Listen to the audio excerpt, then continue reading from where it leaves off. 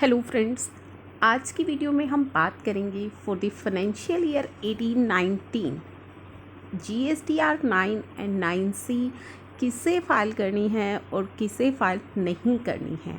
तो बहुत ही इम्पॉर्टेंट है ये वीडियो, जुड़े रहना है आपको वीडियो के एंड तक। उससे पहले चैनल को सब्सक्राइब ज़रूर कर लीजिएगा ताकि सभी इंपॉर्टेंट अपडेट्स और अलर्ट्स आपको मिलते रहें।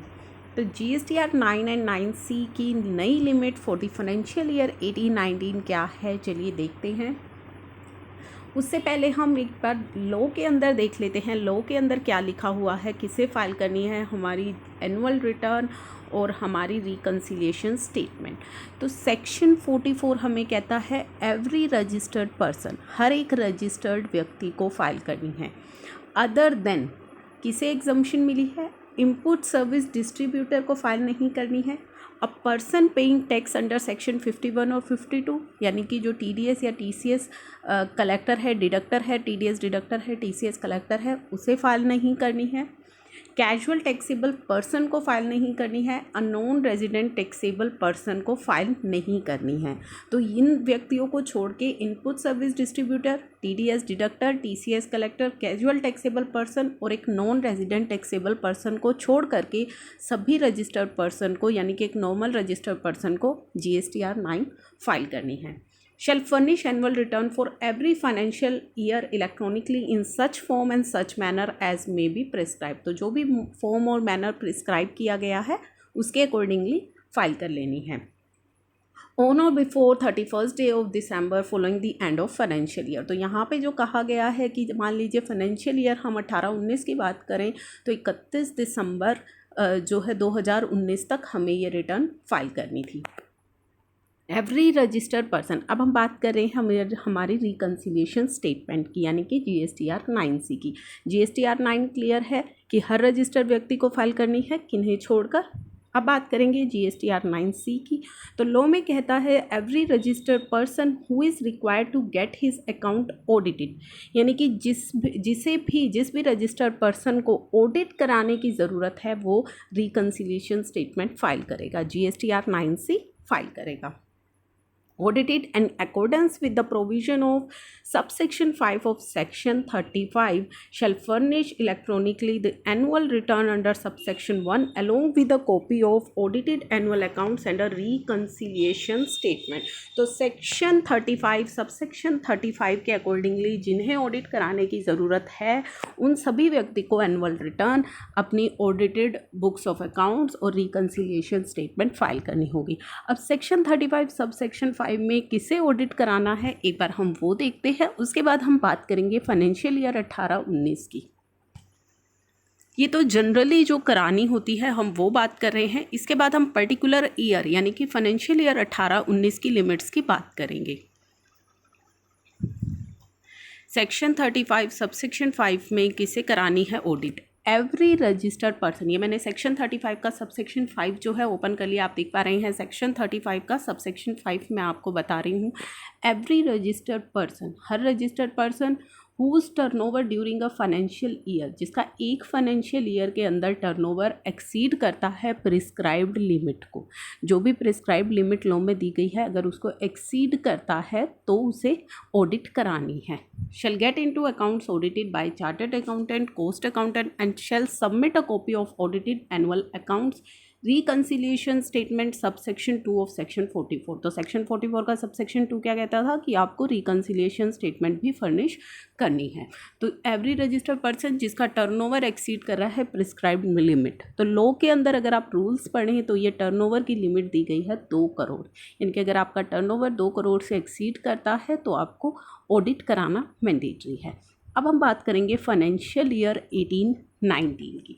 तो दोस्तों 39th GST काउंसिल मीटिंग के अंदर ये जो लिमिट है हमारी इसको किया गया था रिवाइज। जो हमारी ये ऑडिट लिमिट है इसको रिवाइज किया गया था और हमारी फाइनेंशियल ईयर 18-19 के लिए जो नई ऑडिट लिमिट है वो क्या थी, GSTR 9 फाइलिंग की और GSTR 9C फाइलिंग की, दोनों की ही हम डिस्कस करेंगे। इसके बाद मैं आपको बताऊंगी कि किस प्रकार से आपको अपना टर्नओवर कैलकुलेट करना है। तो दोस्तों अगर आपका टर्नओवर अप टू 2 करोड़ है तो GSTR 9 आपके लिए ऑलरेडी ऑप्शनल कर दी गई थी और 9C तो आपके लिए एप्लीकेबल ही नहीं है। ठीक है। तो अभी फाइनेंशियल ईयर 17-18 और 18-19 के लिए आपकी ये जो GSTR 9 है, ध्यान रखिएगा, सिर्फ 17-18 और 18-19 के लिए आपकी GSTR 9 को ऑप्शनल किया गया था अगर आपका टर्नओवर अप टू 2 करोड़ है। तो आपको आई होप मेरी बात क्लियर हो गई है।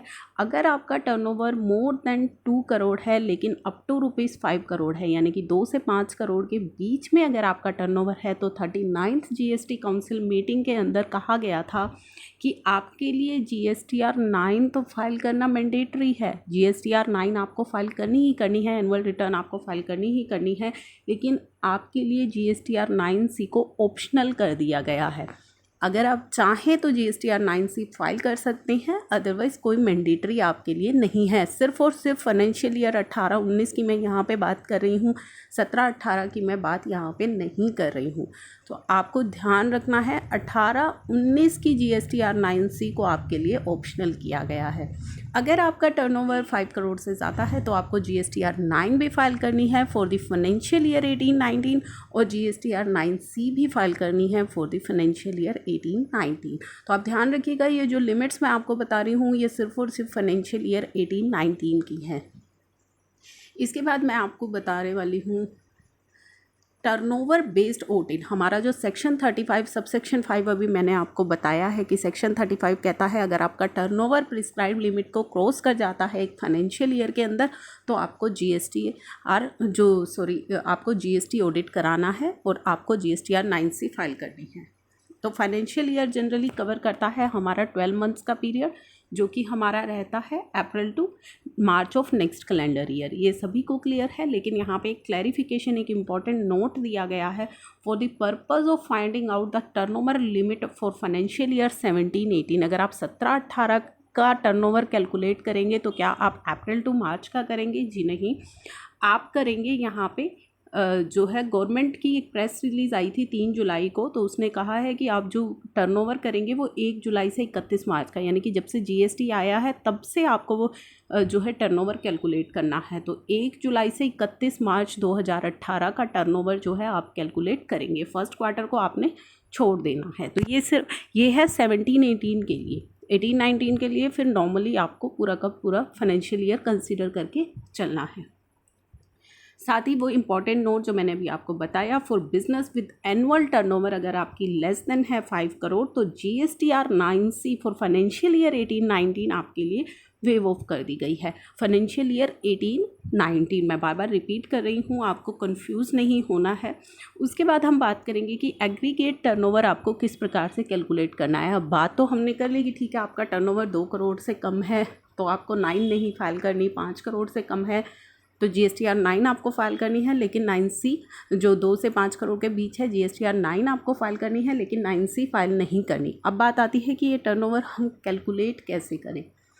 तो आपको टर्नओवर कैलकुलेट कैसे करना है, value of all taxable supply, जो अभी आपकी इंटर स्टेट सप्लाई हुई हैं, जो भी आपकी इंट्रा स्टेट सप्लाई हुई हैं, जो भी आपकी एग्जम्प्ट सप्लाई हैं, जो भी आपकी एक्सपोर्ट सप्लाई हैं, आपको सभी सप्लाईज जो हैं अपनी यहाँ पे इस टर्नओवर के अंदर लेकर के चलनी है। तो total turnover calculation must be pan based. आपकी पैन बेस्ड है ये कैलकुलेशन, जिसका मतलब क्या है, एक बार एक पैन के अंदर, यानी कि एक पैन पे आपने जितने भी रजिस्ट्रेशन लिए हुए हैं उन सभी का टोटल अगर आपका 2 करोड़ से एक्सीड हो जाता है तो फिर ऐसे केस में आपको जो है ऑडिट करानी होगी।